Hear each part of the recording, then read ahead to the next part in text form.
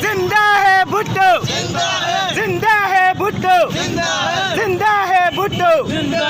उमरकोट में वफाकी वजीर अली अमीन गंडापुर की जानिब से पीपल्स पार्टी के चेयरमैन और साबिक वजीर आज़म जुल्फ़कार अली भुट्टो को गद्दार कहने के खिलाफ पीपल्स पार्टी ज़िला उमरकोट की जानिब से प्रेस क्लब के सामने एहतजाजी धरना दिया गया। धरने में बड़ी तादाद में पीपल्स पार्टी रहनुमा और कारकुनान ने शिरकत की। इस मौके पर पीपल्स पार्टी के रहनुमाओं का कहना था कि जुल्फ़कार अली भुट्टो ने अवाम के लिए बड़ी कुर्बानियाँ दीं। जुल्फ़कार अली भुट्टो अवामी लीडर थे जिन्होंने गरीब अवाम को शऊर दिया और पाकिस्तान को इस्लामी ममालिक का कायद बनाया।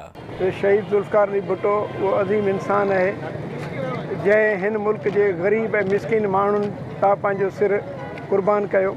जेका मिड़ाको गॾु थियो आहे त हिन जे सख़्तु इन क़ाइद ते जेके ॻाल्हाया आहिनि उन्हनि जे लाइ सख़्तु ऐं मज़म्मत करियां थी। शहीद जुल्फ़कार अली भुट्टो जूं पाकिस्तान जे लाइ कुर्बानियूं आहिनि। शहीद जुल्फ़कार अली भुट्टो बल्कि मुहाफ़िज़ पाकिस्तान आहे ऐं शहीद जुल्फ़कार अली भुट्टे रोटी कपिड़ा मकान जो नारो ॾिनो ऐं पाकिस्तान खे ख़ुशल ॾिनी, तरक़ी ॾिनी, एटमी क़ुव्वत ॾिनो, 73 जो आइन ॾिनो।